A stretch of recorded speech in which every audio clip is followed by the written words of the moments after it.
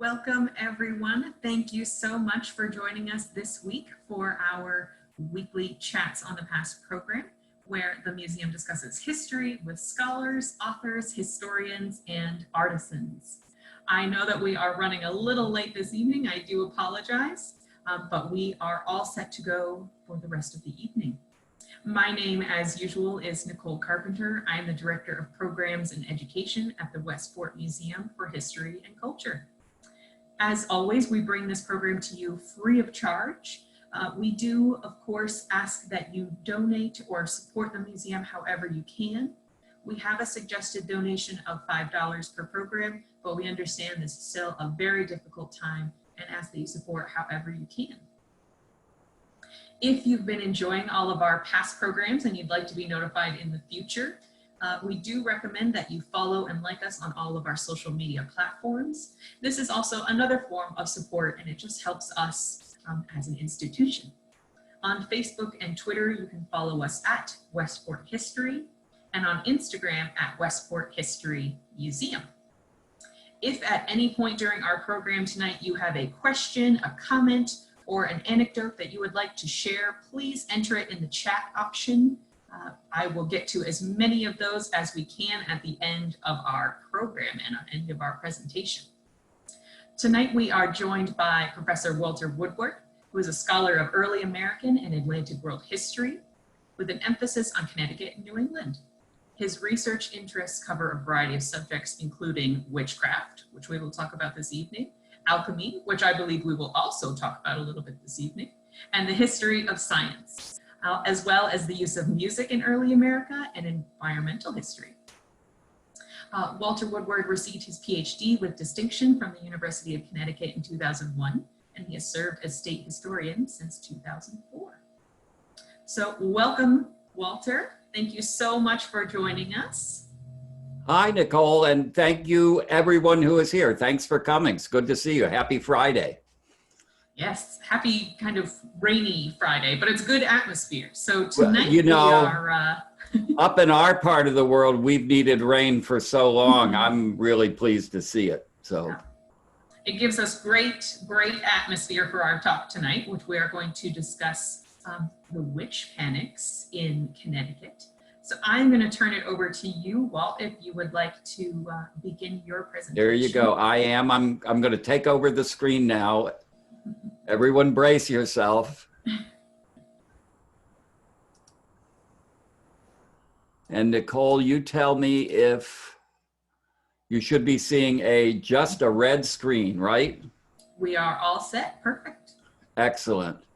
Well, thank you very much for having me. This is great fun. It's the time of year that, for reasons, I think it has to do with the way we celebrate Halloween now. It is so associated with witchcraft that it is it's just wonderful. As soon as it gets cold, you know, I start thinking about the witch history in Connecticut and telling this story. So I am very happy to be here.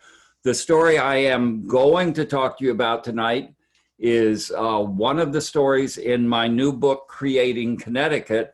This isn't the story as it's presented in the book, but it is a synthesis of the larger story that is told in there. So it is about New England's other witch hunt, the one that most people don't know about. And I call it the Alchemy of Justice, John Winthrop Jr., and you'll understand why before I'm done, and New England's other witch hunt.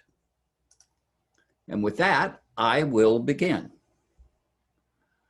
Thanks to the vast output of writing that was generated both when they happened and through the centuries that followed, the witch trials at Salem, Massachusetts in 1692 and 1693 represent, for most people, the sum total of witch hunting in early America. This is unfortunate, for that late 17th century cataclysm was preceded by a longer and equally troubling period of colonial witch hunting that has, for most people, gone all but unnoticed. I encountered this comparatively hidden history of New England witch hunts while researching a book about this man, John Winthrop Jr., who was one of the most important figures in colonial America and of special interest to me, a deeply committed Christian alchemist whose alchemical beliefs and practices deeply informed his approaches to colonial settlement. The story I'd like to tell this evening is about that earlier period of witch hunting and the pivotal role that John Winthrop Jr. played in moderating its excesses and ultimately ending its deadly reign of terror. And we'll go right to the beginning. The first witch execution in New England took place not in Massachusetts, but in the neighboring colony of Connecticut, and not in 1692, but in 1647, 45 years before Salem began. Unlike the Salem trials, about which so much has been written, we wouldn't know anything about that first New England witch trial, except for 2 sentences in 2 different documents produced 100 miles away from each other and found some 250 years apart. Sometime between March and May 1647, Massachusetts Governor John Winthrop Sr., whose Journal History of New England is one of our most important historical sources from this period, wrote in that journal the following sentence: one, and he left a blank, of Windsor, arraigned and executed at Hartford for a witch. Now, Winthrop left the blank space intending, no doubt, to add the witch's name once he'd received further information. But for the next 257 years, that is all that was known. Some person who lived in Windsor was tried for witchcraft in Hartford and then executed. What was she charged with? Who conducted the trial? Who testified against her? What was her defense? Where was she hanged? None of this was known. In truth, historians didn't even know whether New England's first convicted witch was a man or a woman.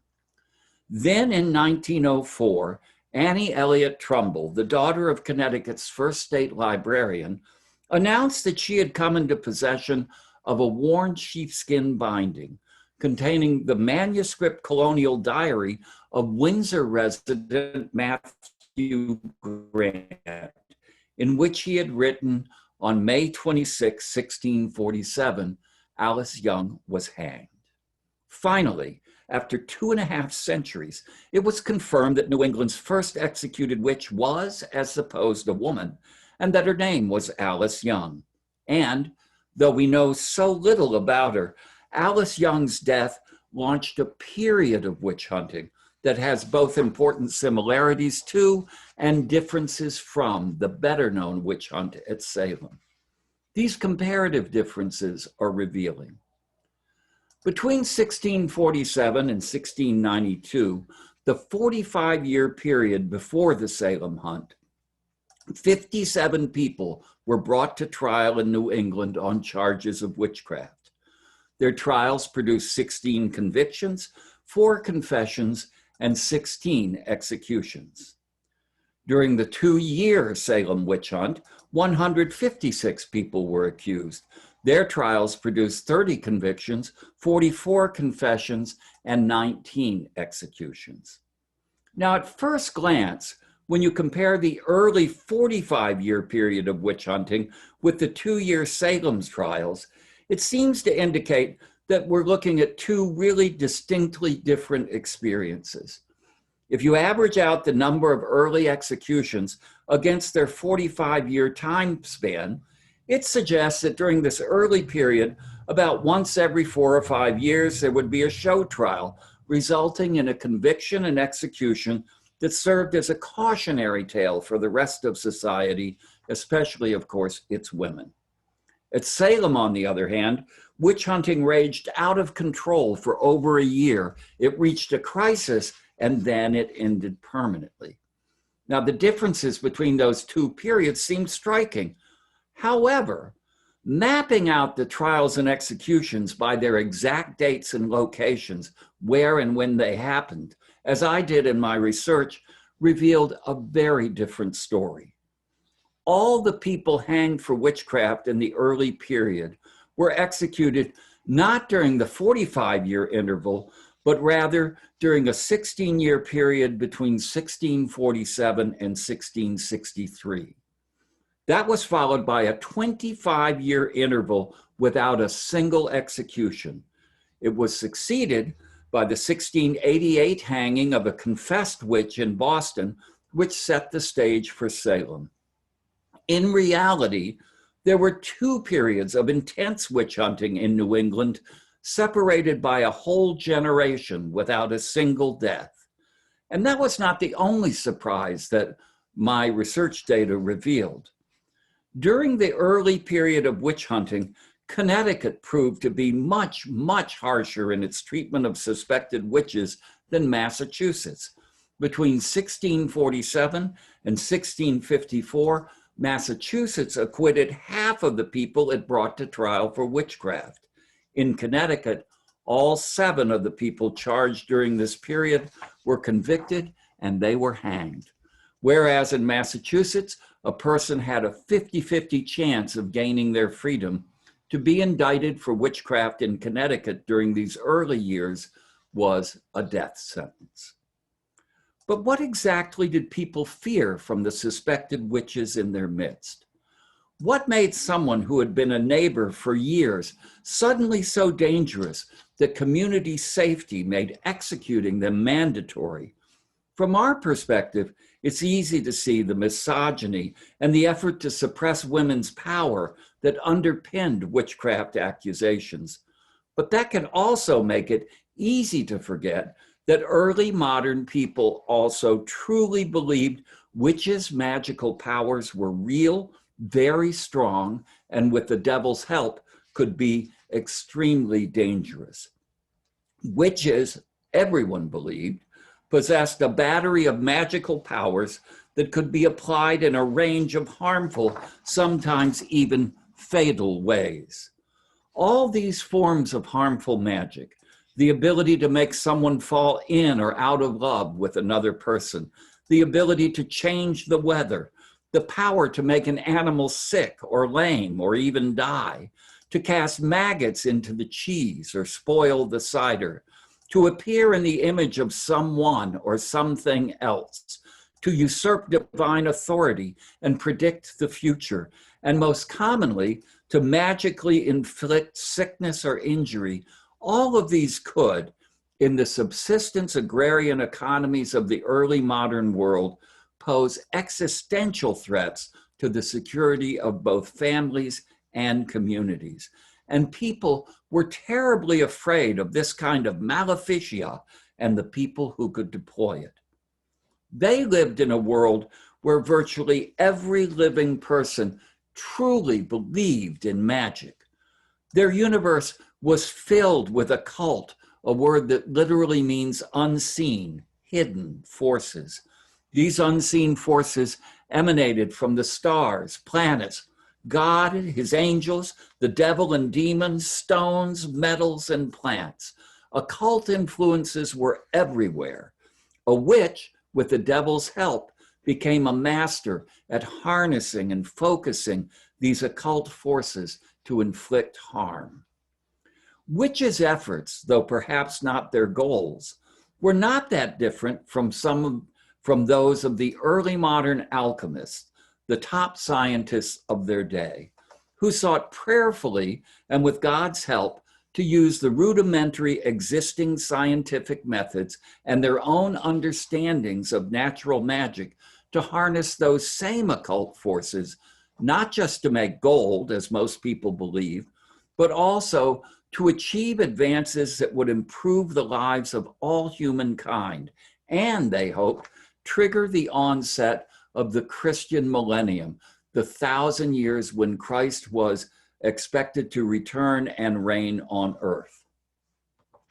Such an approach to science, a fusion of lab work, prayer, and magic, in pursuit of goals both practical and religious, seems pretty irrational to us today. But we live in a world that has put up some very solid and rigid firewalls that distinctly and markedly separate religion, science, and magic. Each has its own isolated sphere of operation, if you believe in all three, with virtually no overlap or interface between or among them. But this is the exact opposite of how early modern people viewed that triad. For them, religion, science, and magic were totally inseparable.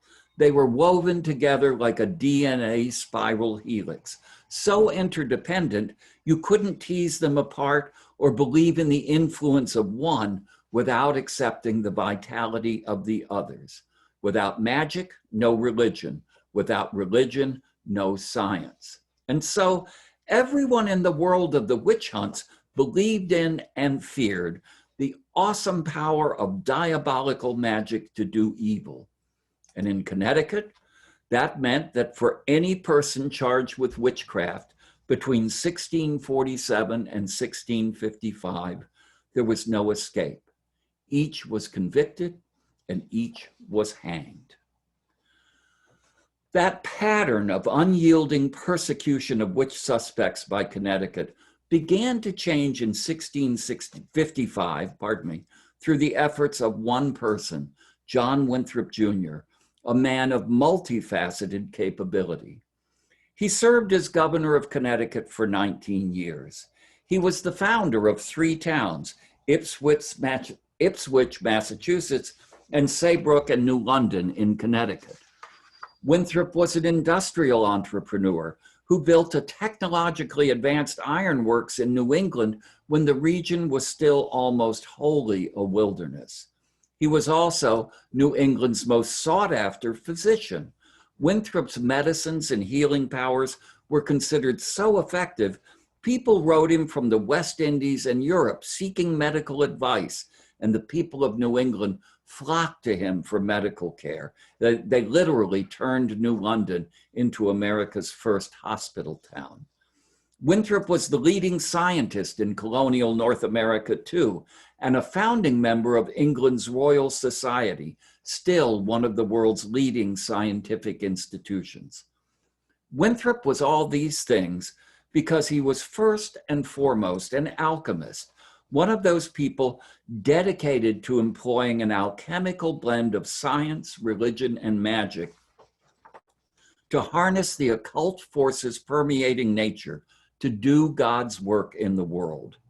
Winthrop founded New London as an alchemical research center, and he traveled through Europe recruiting other alchemists to come to New London and join him in the alchemical pursuit of godly perfection.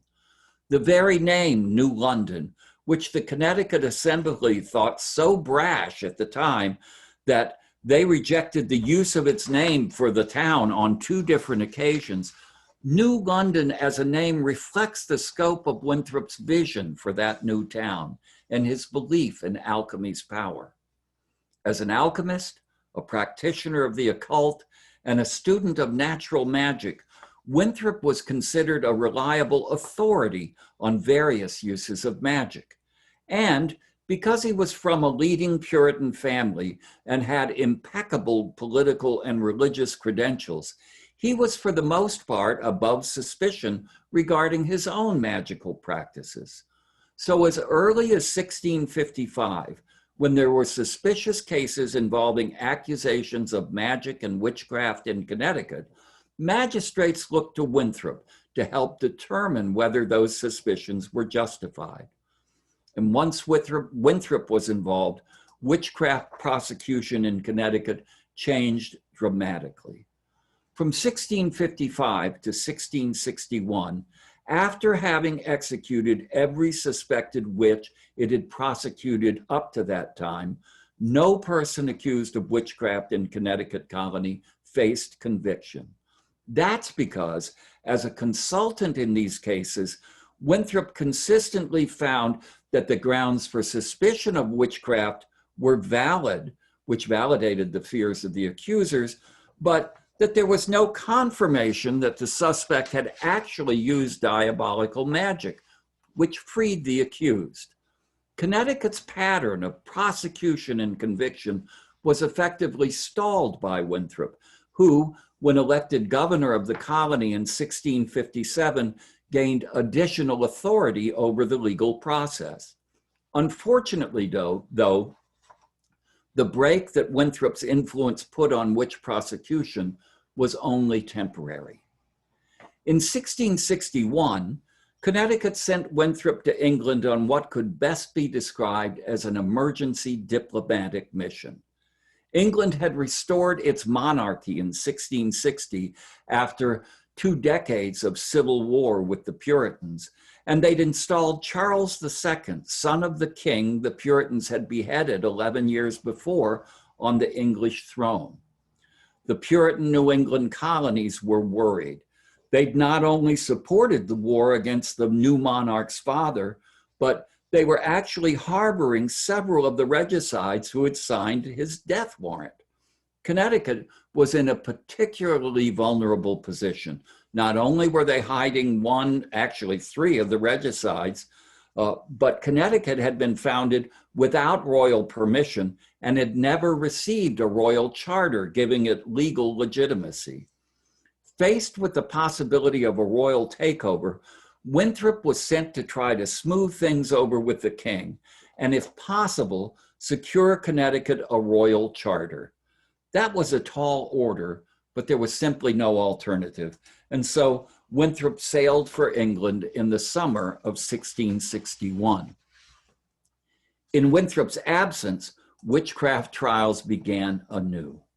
In Hartford, in the middle of the night, an 8-year-old girl named Elizabeth Kelly awoke in excruciating stomach pain.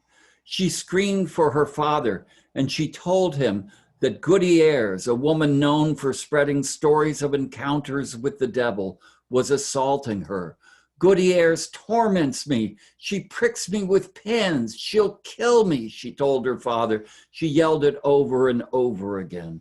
Her father, thinking it was just an illness, resisted the child's entreaties, but she continued her accusations throughout a just brutally painful 2-week illness.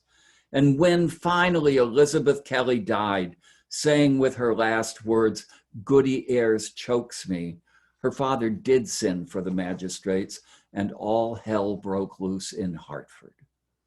Kelly's death unleashed a torrent of witchcraft executions. New witchcraft victims screamed their presence as the Hartford witch hunt saw a year of panic that produced 8 witchcraft trials in as many months. The colony was riveted by fear it was under diabolical assault as witnesses were deposed, suspects interrogated, and trials set. The trials themselves became mesmerizing performances of social pathology where, without an authoritative moderating presence like Winthrop, witch haters had a field day. Rejecting guidelines by English authorities that this not be used, 2 accused persons in the Hartford trials were subjected to the water test. In this test, suspects were bound hand to toe and dropped into water, most likely the nearby Connecticut River, to see whether they would float or sink. And the logic made sense to them. If they floated, they were deemed guilty. If they sank without surfacing, they were innocent. And I've never been able to find out how long you let them stay down, so that's a little problematic anyway. But why could this be a test for witchcraft? The theory behind the test was magical, but it had a spiritual foundation, and it was completely logical, but only in a world where religion, science, and magic were inseparably intertwined. And here's what they said.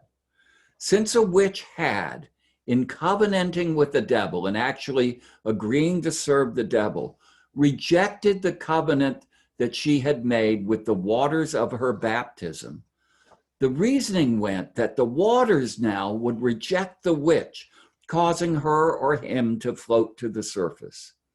In Hartford, when the suspects took the witch test, they failed it. And as a result, they fled the colony before their prosecution continued, certain that they would die. They had good reason to flee. The ministers and magistrates leading these prosecutions were unstinting in the zeal with which they pressed their cases. Suspects were verbally abused, harangued, and browbeaten in the effort to wrest confessions from them. The surviving fragments of paper summarizing witnesses' testimonies, we don't have court transcripts, but we do have, the paper was rare and expensive, and we have an almost microscopic handwriting on little scraps of paper, summaries of the things that witness said and the highlights of their testimony. These surviving fragments of papers they're just amazing. They bear witness to the incredible drama that these court proceedings produced. Under interrogation by the Reverend Joseph Haynes, the lewd, ignorant, and considerably aged Rebecca Greensmith became so enraged at the browbeating she was getting that she said she could have torn Haynes in pieces, and she was as much resolved as she could be to deny her guilt. But Haynes, doing what the witchcraft manuals of the times, the scientific manuals told him to do, was relentless in his assault.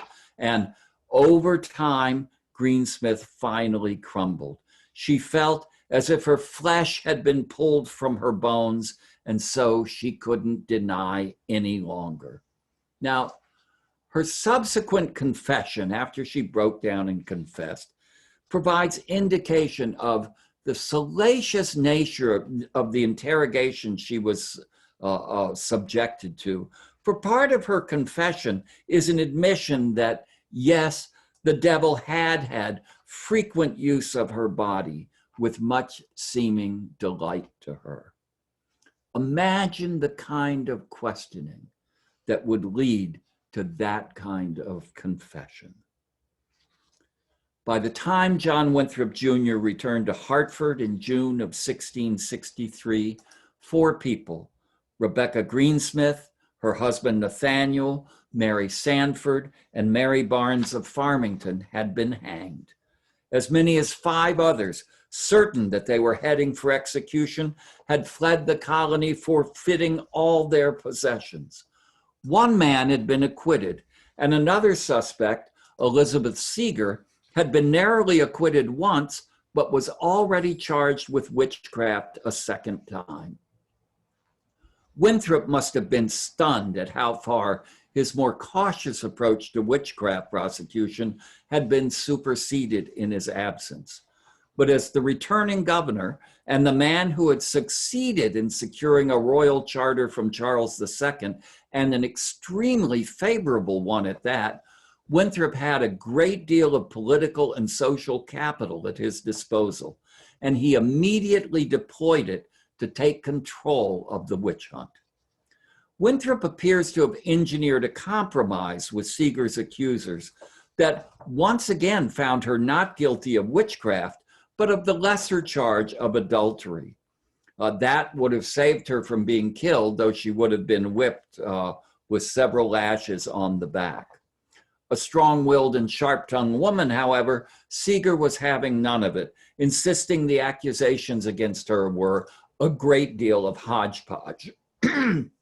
Winthrop somehow still managed to get her off, but Seeger continued to antagonize her neighbors and was indicted yet a 3rd time for continuing to practice witchcraft in the spring of 1665.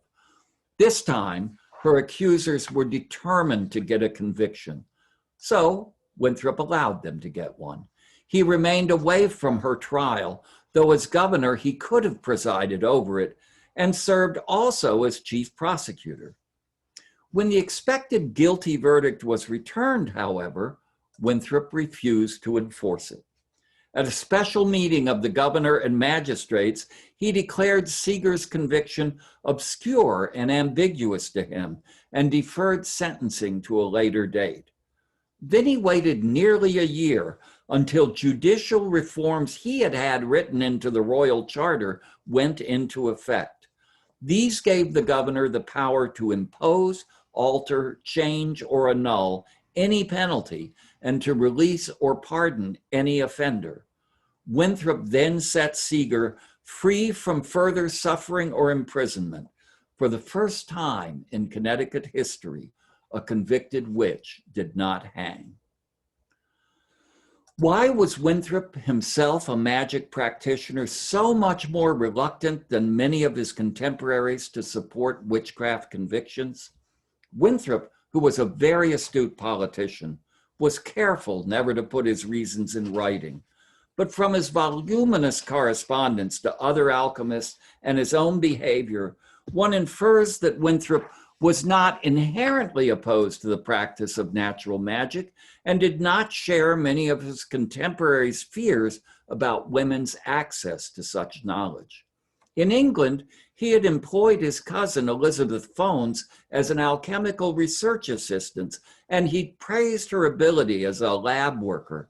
Experience had made him less likely to see diabolical involvement in women's quest for magical knowledge, and he was certainly not prepared to kill them because of it. Whatever his reasons, Winthrop never wavered in his commitment to protecting accused witches from unwarranted executions. Excuse me. After the Seeger case, many of Connecticut's magistrates followed Winthrop's lead in exercising forbearance in witchcraft cases. Many ordinary citizens, however, were still convinced witchcraft was extremely dangerous and their communities were under diabolical assault.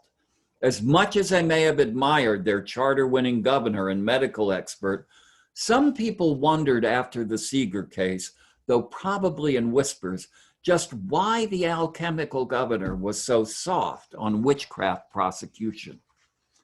These tensions over how to handle suspected witchcraft assaults came to a head in the 1669 case of Katherine Harrison. This was the pivotal case in the transformation of witchcraft prosecution in Connecticut. Harrison was an outspoken Wethersfield medical practitioner, astrologer, and widow who had risen from servant status in her youth to become a person of substantial means. In May of 1668, Harrison's neighbors began collecting depositions, charging her with several forms of witchcraft, inflicting illness leading to death, shape-shifting and appearing in spectral form, and astrologically divining the future. She was accused of magically causing the death on separate occasions of 3 people, 2 of them children.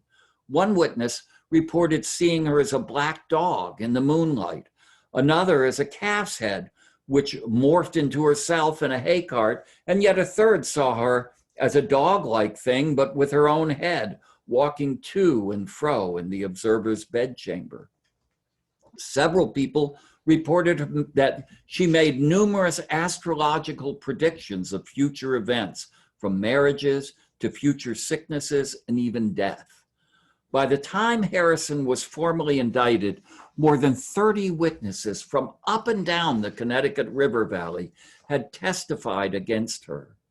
At her trial, apparent challenges to their testimony offered by Winthrop and the magistrates resulted in the jury being unable to reach a verdict.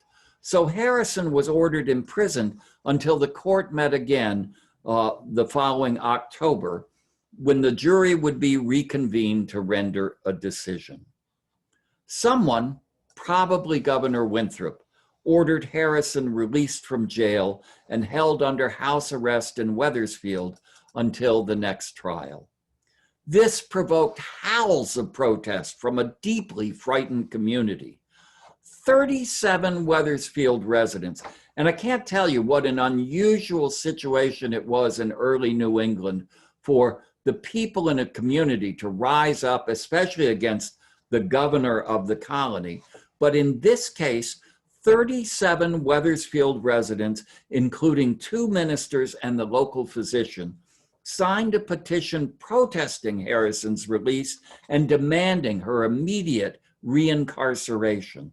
They also demanded that Harrison's prosecution be taken away from Winthrop and handled by the colony's foremost lawyer, who could be trusted to press the case without favoring Harrison. Winthrop had clearly overstepped his bounds. Releasing Harrison had not only called into question his impartiality, it less directly, perhaps, raised questions about the nature of his own magical practices.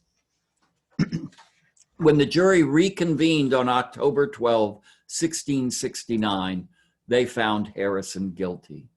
But once again, as in the case of Elizabeth Seeger, Winthrop would not let the conviction stand.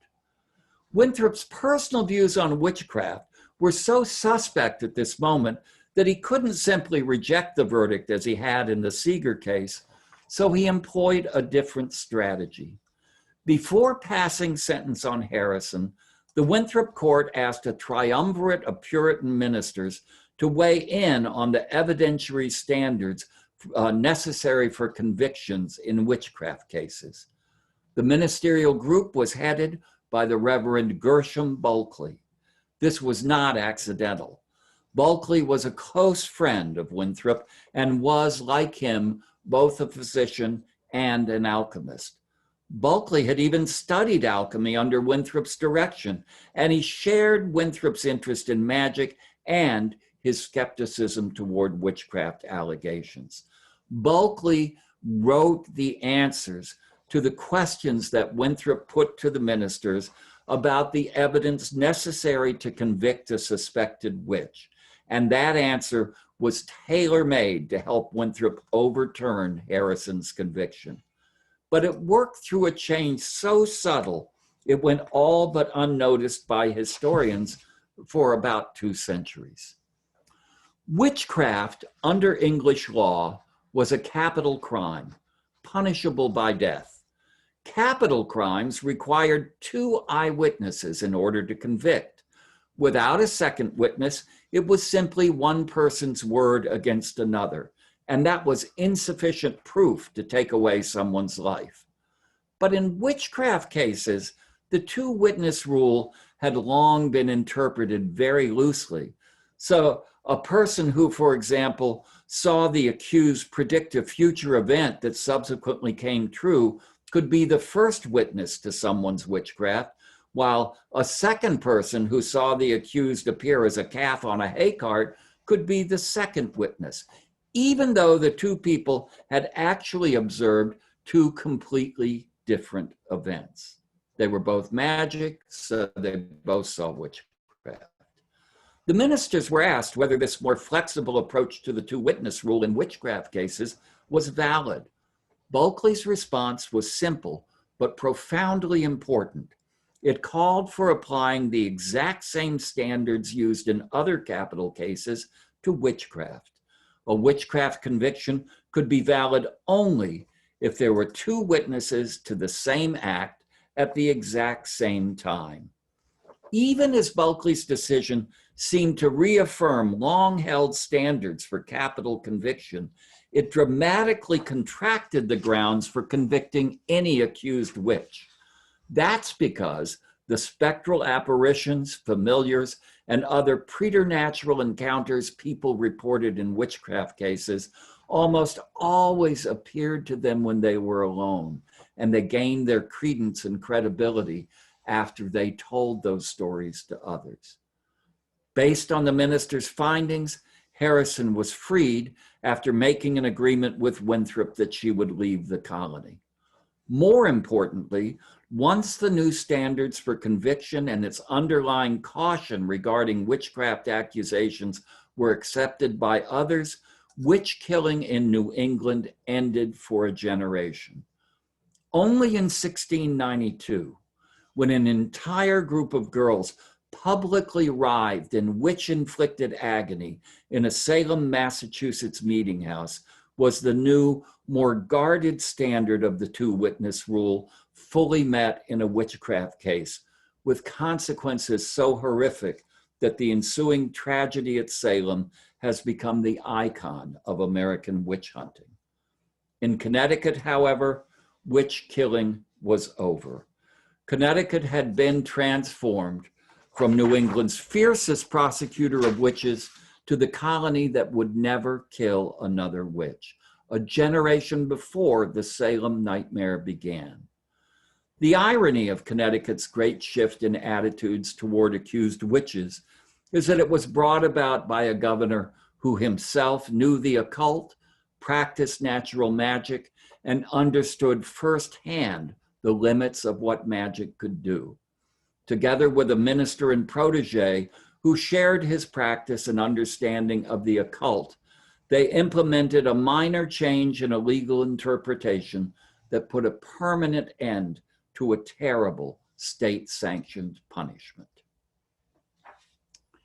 And that is my story. And it's from, by the way, it's from Creating Connecticut. And I hope that it's one of 24 stories in the book. And I hope you will be interested in learning more about Connecticut history and consider taking a look at the book and maybe giving Dad a copy for Christmas. I hope he'd like it. If you'd like, yeah, let me show you this. I will stop. If you would like a signed copy that are great for gifts, I would be happy to send you one. It's $30 if you will email me at walt@uconn.edu or call me at this phone number. I'd be happy to make one available to you, one or more, and get them to you and get them out. What's important to me is about this book is that people read it. So I would hope you're interested enough to maybe want to give it a shot. And if you don't pick it up at your library and would like a copy, come to me. But for now, I'm done. I want to hear your questions. So let me switch that back. Nicole, am I back with you? Thank you so much, Walt. Yeah, you are. Everyone can see us back on the screen. Excellent. Thank you so much, Walt.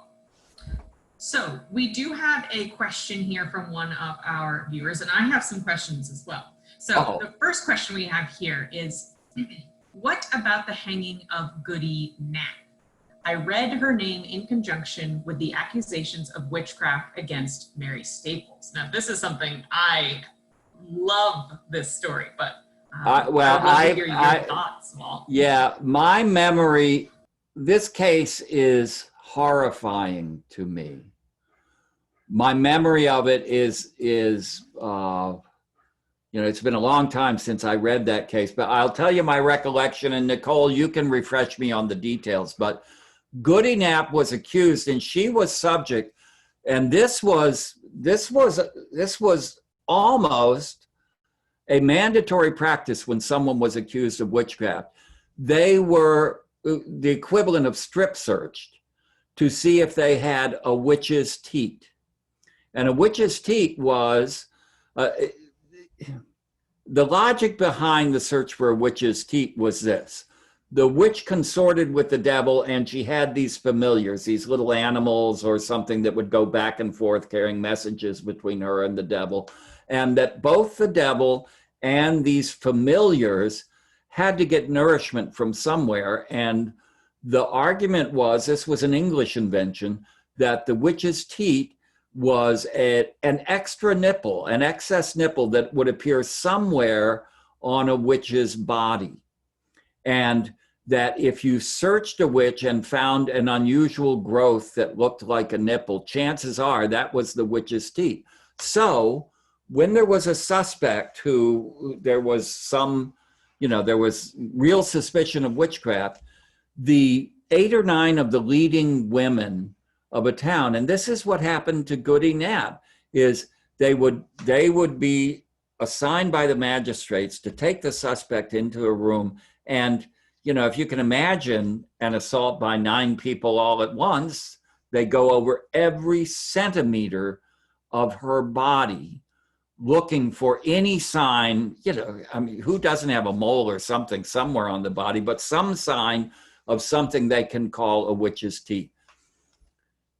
Goody Knapp, this is where I may be wrong on the details. She was subject to this terrible, terrible this search for a witch's teeth. And Mary Staples, who was a witness to that, after she was hanged, she went crazy, I think, right? She just kind of had a breakdown, and she went and took her body and kind of tore her clothes off and said, "You look there, you know, look what you did to this woman." And she did this really dramatic kind of accusation back at all her neighbors at how terribly cruel, viciously cruel they had been to Goody Knapp.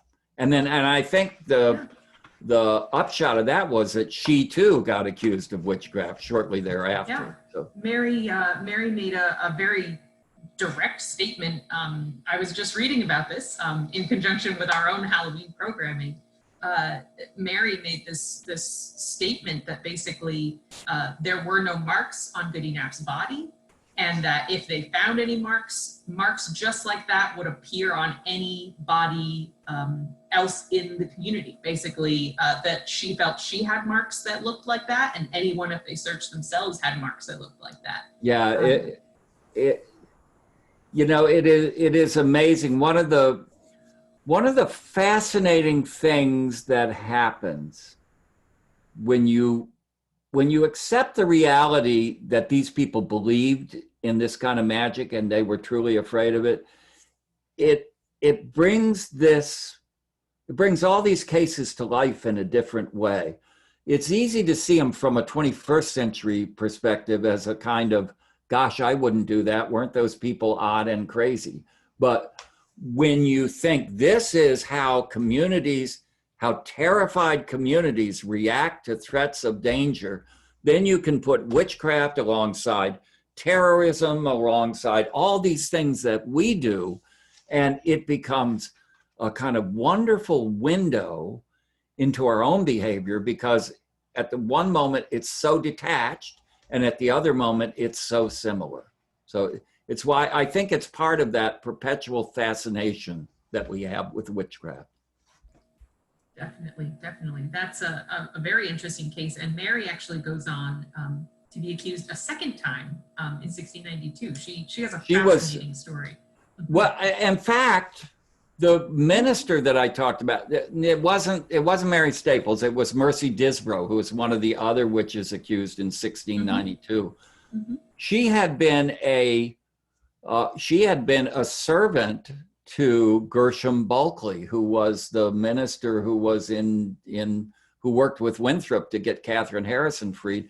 He wrote this long letter in support of her at her 1692 trial, saying, you know, Connecticut's got enough blood on its hands. Don't compound what you stopped doing so long ago because they're doing something in Massachusetts. These stories are really fascinating, and when you actually read those bits of testimony that are not written verbatim but that still survive, they're really so interesting. They are, and they raise as many questions as they answer, but it is part of the fascination of this. Yeah. So actually, when we were talking about magical forces, obviously Winthrop is an alchemist as well as Bulkeley. Is all of the occult and the magic that is used in early America, is it seen as bad, like midwives and natural remedies like salves and using herbs? Are there forms of magic other than alchemy that are considered okay in a community? Yeah, this is one of the finer points of early modern natural magic and alchemy, is that since everyone believed there are magical forces at work in the world, they've made clear distinctions between what they called natural magic, which is practicing magic on your own to try to come up with a medicine or help make things better, and practicing magic with the devil's help, with what they call diabolical complicity. So there are many manuals on natural magic. There's folk magic, there's intellectual magic. And all of those things are theoretically benign. But the danger for anybody who practiced them is that there's a Faustian quality to it, that once you start practicing magic, you are subject to the temptations to want to know more. And at that point, you become easy prey for the devil's snare. And that's why people who, healers who may have used natural magic to develop some of their medicines could go from being the most sought after person in the community to the most suspects person, because all it took was 2 or 3 people to say, you think she's gone too far? And I think that's what was going on with Winthrop in the Katherine Harrison case. I think he had literally, even though he had the best credentials in the world, I think he'd pushed the limits too far for community standards to accept it. So I think right at that moment, he was right on the cusp of getting in a whole lot of trouble, and he figured out how to get out of it. Do you think Winthrop ever would have been accused if he had continued, maybe if he had fully pardoned that next round of witches? Do you think he ever would have been actually brought to trial or accused formally? As someone who did actually, he's so interesting, somebody should write a book about him, so I did. So I think in some ways, I know more about him than most anybody else these days, till the next person writes the next book. And he was just a smooth operator. He read, he had charm and grace. He was politically extremely savvy politically. The way he responded to what happened with Katherine Harrison, I think, showed that he knew how to get out. He knew what the limits were. And even when he dealt with witchcraft cases, he never came out and said, you people are crazy, you can't charge them. He would always say, wow, it is so great that you are so alert to the threats that could be happening to our community. I really applaud you for your vigilance. But look, you just can't say, there's no proof that this was actually witchcraft. So how about we tell the suspect to make nice with you, and how about you guys stop picking on her? He treated witchcraft cases at the local level as a community pathology. And it worked out pretty well. So I think he was much more suspect in his own behavior after the Katherine Harrison trial, so that he would never face those charges again. And of course, he was old at the time. He only lived 6 years after Katherine Harrison's trial. So maybe he was freed by death from, suspicion. Who knows? It's a really good question. Do you think if he had lived longer, or if there had been a figure like him, that the eventual trials that kind of have a resurgence with Salem would have had a different result? This is just one of the great mysteries to me, and I don't have the answer yet, but this is something I need to find an answer to. One of John Winthrop's son, Waitstill Winthrop, who became kind of a magic practitioner, followed in his father's footsteps. He ended up serving as one of the judges in the Salem trials. And that just strikes me as being so counter to what his father did. And so I don't know the answer, and I don't know enough about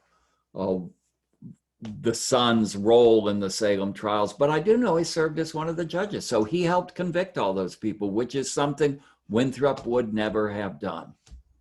So, it's an interesting kind of unknown. What was the difference between his attitudes on magic and his father's? Yeah, well, and that it took me 11 years to write the Winthrop book, because it took years to really come to understand alchemy. Very complicated. So, and my fear in going after Winthrop is that I would be diving back down into one of those holes, and like Winthrop, I might be saved from the saved from the answer by the angels. We do have one other question. I have many, many other questions, but I don't want to keep us too long this evening. One of our other audience members has asked, is there evidence of witchcraft in current times? There, you don't have to look far. People are still being executed as witches every year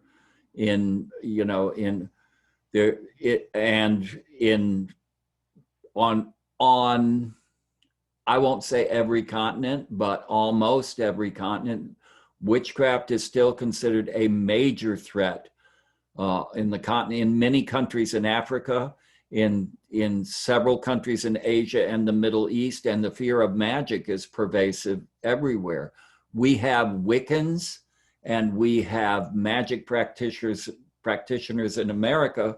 Most of the Wiccans who at least publicly talk about their practices are quick to assert that they do white magic, good magic. But, interestingly, there was this desecration of an altar in New Orleans that made the press last week, where a priest was having sexual relations with two women on an altar, and the bishop of New Orleans, or the archbishop, when he found this out, deconsecrated the altar and said this was diabolical, that this actually was a diabolical act. So while witchcraft does not have the same broad purchase on community consciousness that it had in the 17th century world, at least in our country, it still is a very active presence in many cultures and societies worldwide today. And people are dying as witches in numbers you would be astonished at. That's too bad to hear, honestly. Yeah, I know. I think that's part of the reason it's important to hear presentations like this, to learn a little bit more about our history, but also how these practitioners are still with us today. The people that we talked about in the past would say that they were not witches, but there are people today who identify as witches that are still being persecuted. Yeah, it's one of the reasons I am so reluctant at anything that either oversimplifies the past or kind of wants to move it out of sight. There's a lot you can learn from looking at the way people handled problems that resonate with the present in other times. The very strangeness of what they did is filled with insights for what we do. So thank you so much, Walt. Thank you for coming. Thanks for having me, Nicole. Of course, we always enjoy when Walt joins in on a program with us. We, as always, encourage you to go out and get Walt's book, either of the books, either on alchemy or on Connecticut itself. They're both wonderful. We definitely recommend them. So thank you all once again for joining us this evening, and thank you so much, Walt. My pleasure, Nicole. Everyone stay safe and stay well. Remember, there is no magic for COVID-19 yet, so just stay inside and stay safe. Bye-bye. Thank you so much, everyone. Have a great evening.